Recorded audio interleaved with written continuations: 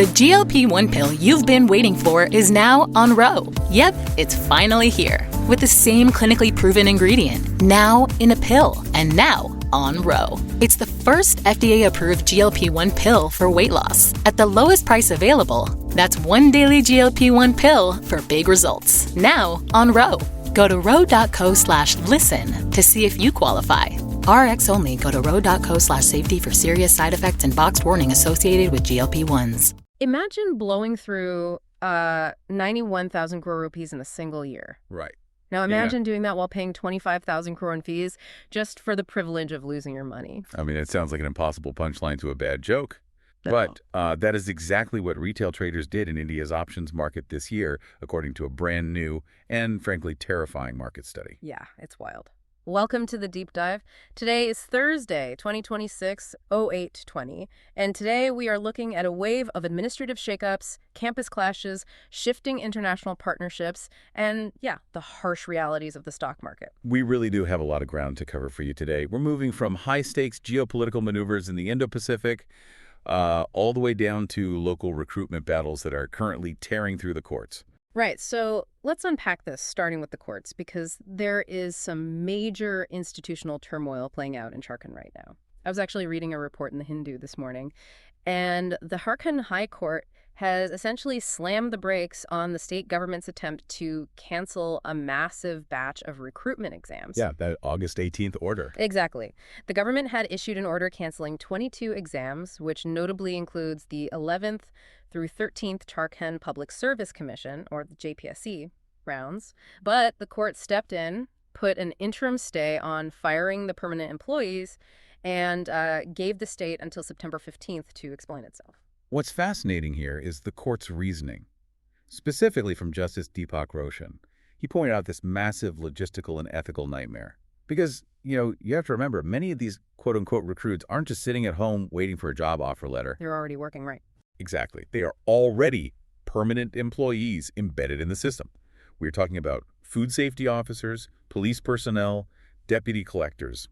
Right now, as we speak, some of these exact people are actively managing massive public events like the Shravani Mela. Wait, so the state is basically relying on them to keep order and manage public safety while simultaneously trying to cancel their employment. Yeah, it's a total contradiction. Justice Roshan noted that the state itself had already ordered a CID investigation into the alleged irregularities in the exams. Oh, right. So to abruptly terminate these employees before that investigation even concludes, without any adherence to natural justice. Yeah. It's like pulling the fire alarm and evacuating the building while the firefighters are still inside inspecting the smoke. That's a great way to put it. And of course, the political crossfire surrounding this is intense. This cancellation order followed weeks of student protests, and now you have opposition leader Babila Marandi taking to X, demanding a full CBI inquiry. Right. The stakes keep getting higher. He's actually alleging that Congress leader Rahul Gandhi and Chief Minister Hemant Soren are essentially using this mass cancellation as a political strategy.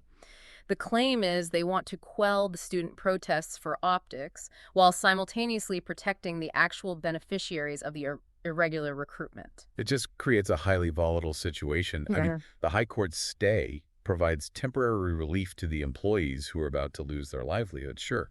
But the broader crisis of confidence in the state's entire recruitment process remains completely unresolved. Definitely.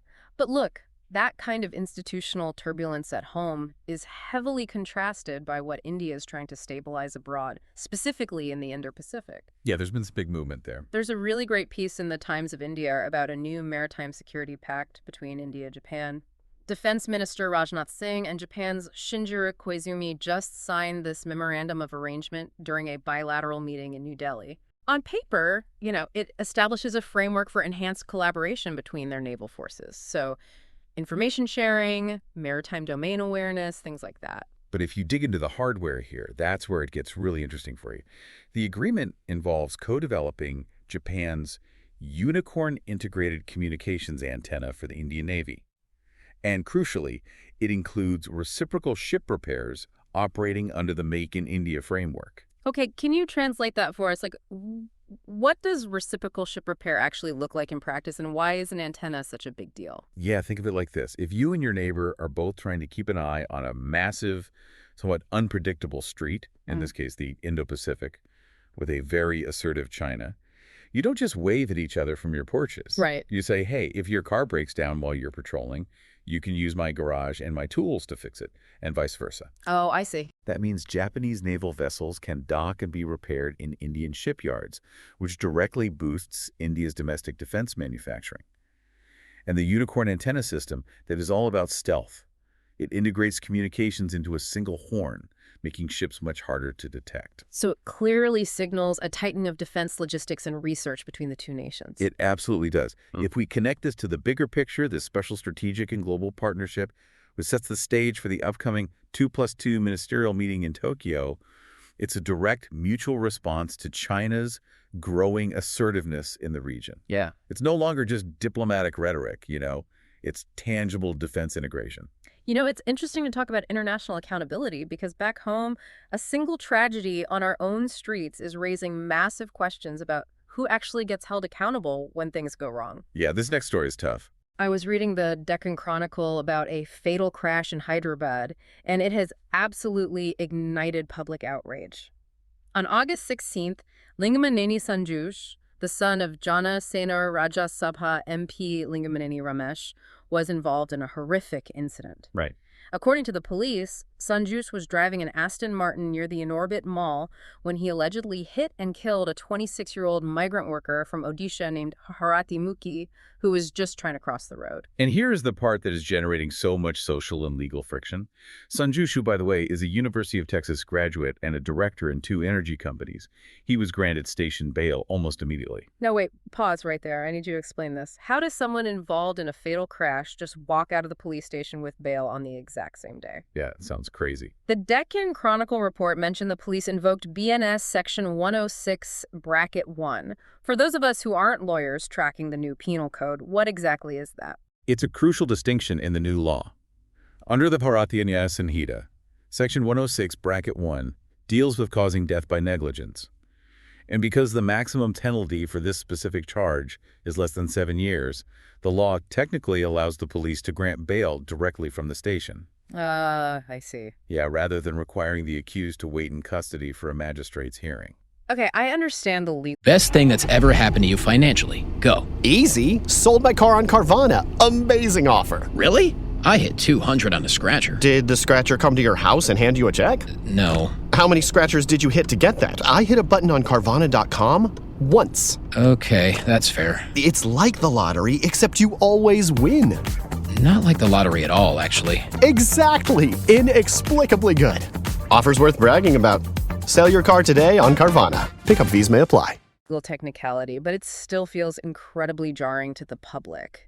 Especially when you read the other details. I mean, the police claim his alcohol and drug tests were negative, but the report cites sources saying there was an active attempt to replace the driver after the crash. A decoy, basically. Exactly, to put up someone else to take the fall.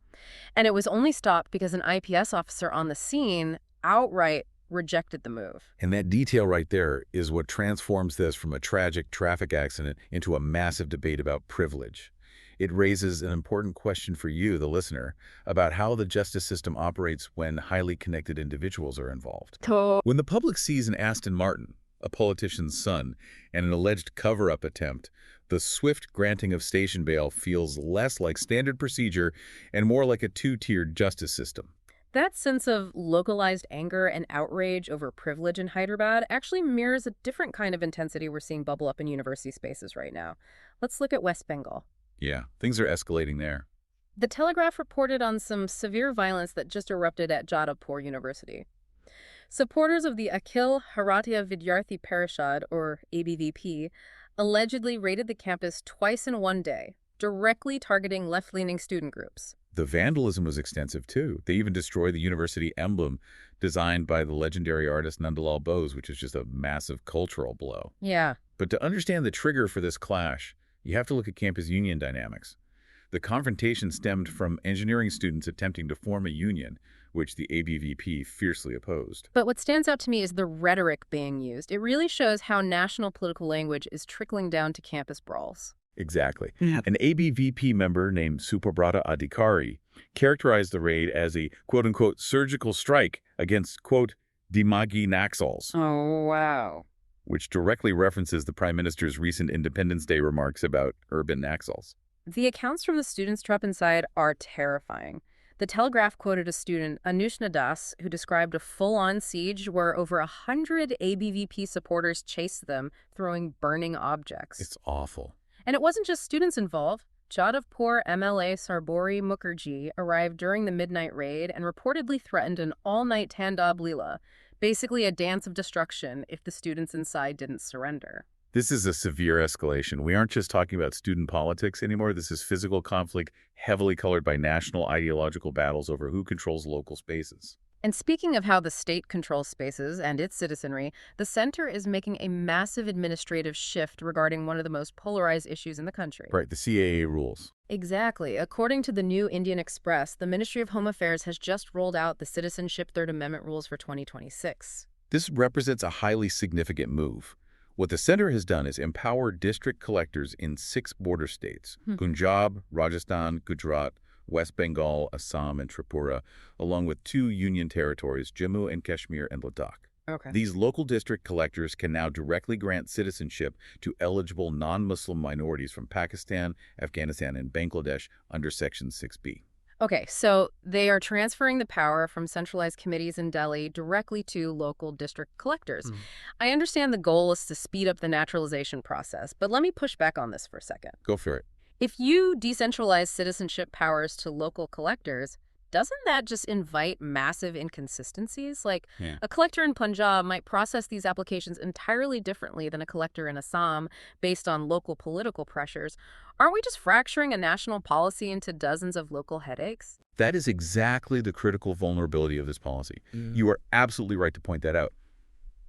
Transferring this power is a clear mechanism to accelerate the CAA framework, but in reality, it might simply push the intense polarizing national debate over the CAA down to the district level. Right. Will this genuinely streamline the process for these applicants, or are you taking a highly sensitive geopolitical process and handing it to local administrators who are already dealing with their own state-level tensions? And balancing state power against public reaction is exactly what the Supreme Court is grappling with right now regarding the NEET UG protests.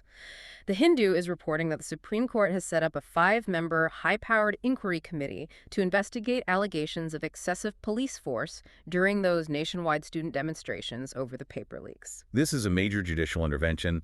The panel is headed by former Supreme Court Judge Justice R. Subhash Reddy. And when you look at the specific allegations they are investigating, the list is severe. What are we talking about here? We are talking about the use of pellet guns, electric batons, tear gas deployed without any prior warning, and officers allegedly operating on the ground without visible nameplates. But the court order isn't entirely one-sided, right? It also specifically notes the claims from the respondents, which includes the government and the families of injured police officers. They're pointing to widespread property destruction and violence that was initiated by the protesters themselves. And that frames the core constitutional tension the committee has to resolve. Yeah. How exactly does a democracy define a proportionate police response? Yeah. The committee's ongoing assessments will have to balance the absolute imperative of maintaining public order with the fundamental right of citizens to engage in peaceful dissent. When do crowd control tactics cross the line into state violence? It's all about how institutions manage dissent and symbolism. And we are actually seeing a very different debate over symbolism happening inside the Congress party. This one is really interesting. Yeah, I read this piece in the Indian Express about the Congress Working Committee holding a debate over the national song, Vande Mataram. They ultimately reaffirmed... Hey, it's Ryan Reynolds here from Mint Mobile. Now, I was looking for fun ways to tell you that Mint's offer of unlimited premium wireless for $15 a month is back. So I thought it would be fun if we made $15 bills. But it turns out that's very illegal.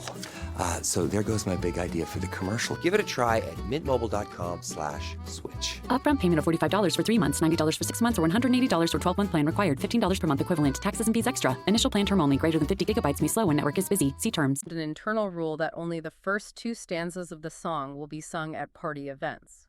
To justify this limitation, they cited a historical resolution from 1937.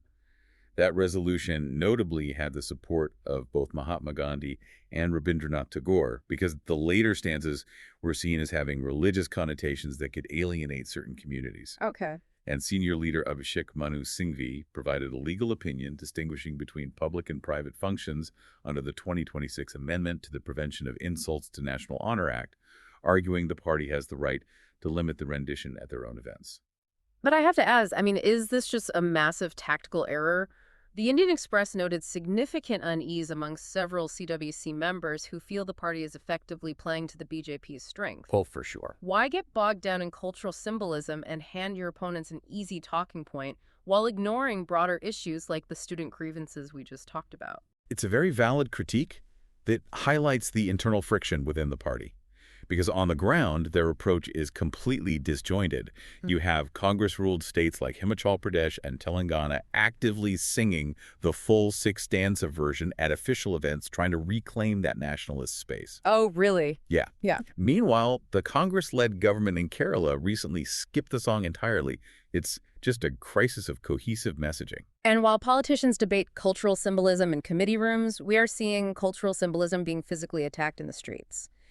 Let's move to Meghalaya. Yeah, this was intense. The Telegraph reported that a Khasi Students' Union bike rally in Shillong spiraled completely out of control. Police state that the unrest resulted in the torching of at least 2 government vehicles, and what really grabbed headlines was the vandalism of statues of Swami Vivekananda and Netaji Subhas Chandra Bose. Which touches a very raw nerve nationally. But to unpack the root of this anger, you have to look at local resource and governance disputes. The KSU had a 5-point charter of demands. They are pushing for the implementation of the Meghalaya Residents' Safety and Security Act to check influx. They want reforms within the Meghalaya Public Service Commission, and they are strictly opposing a proposed limestone mining project. So these are deeply local existential issues about land use, jobs, and demographic anxiety. The union had issued a 15-day ultimatum to the state government. When it went unmet, they launched this Black Flag bike rally. Exactly.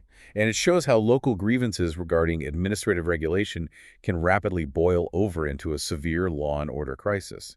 It's a potent reminder of how domestic groups asserting dominance draw intense scrutiny, especially when national figures get dragged into the crossfire. And speaking of intense scrutiny, Indian organizations are currently drawing a lot of it on the global stage.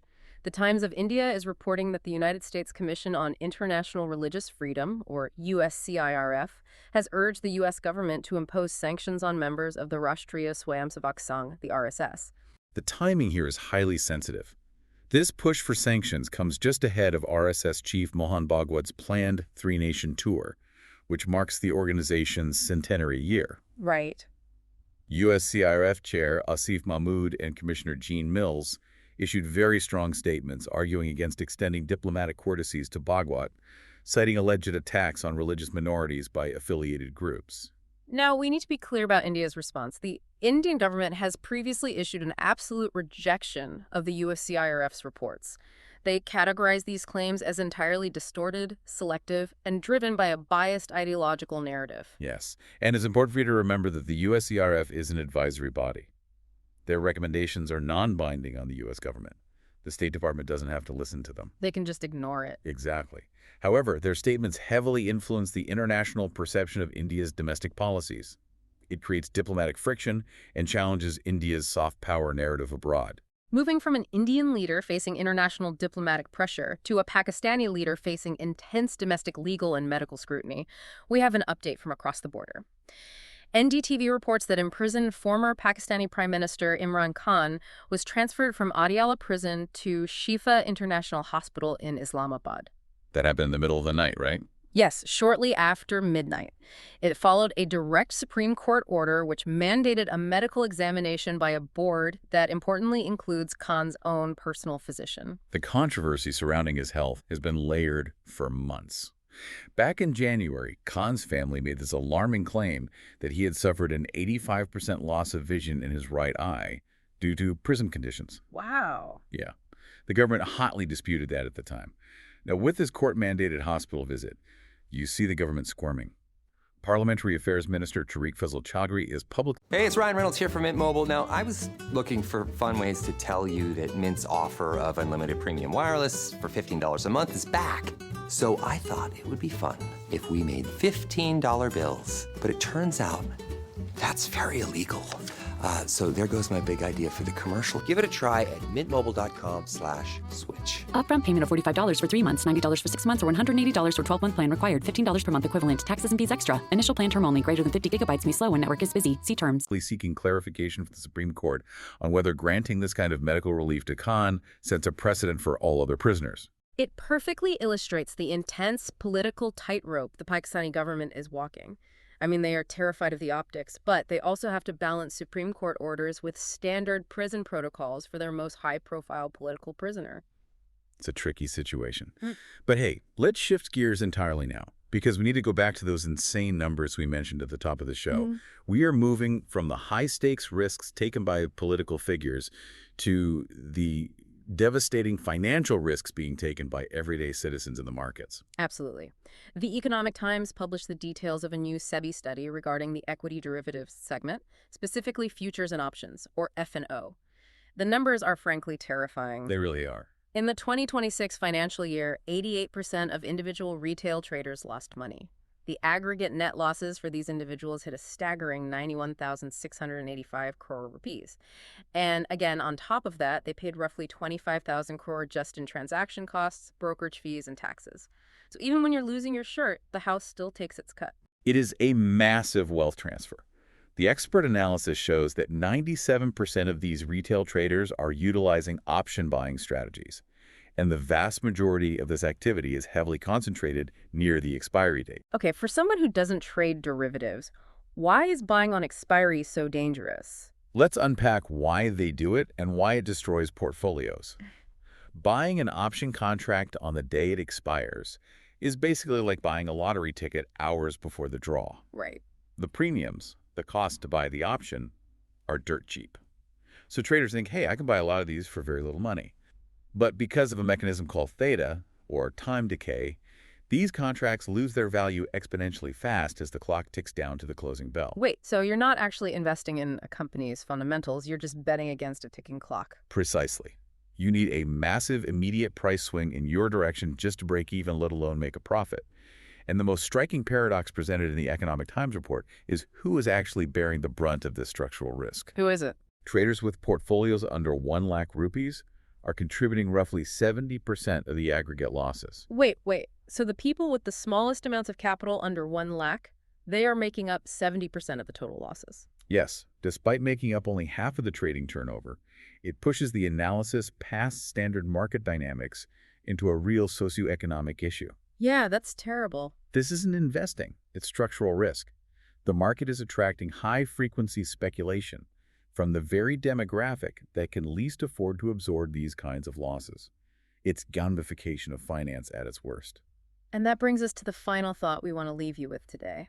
If 88% of retail derivative traders are losing money and the transaction costs remain astronomically high regardless of who wins or loses, we have to ask ourselves a very hard question. Are these financial instruments actually acting as a tool for wealth creation for the middle class? Or have they simply become an unacknowledged tax on optimism? Something to think about next time you check the markets. Thank you for joining us on this deep dive. Until next time.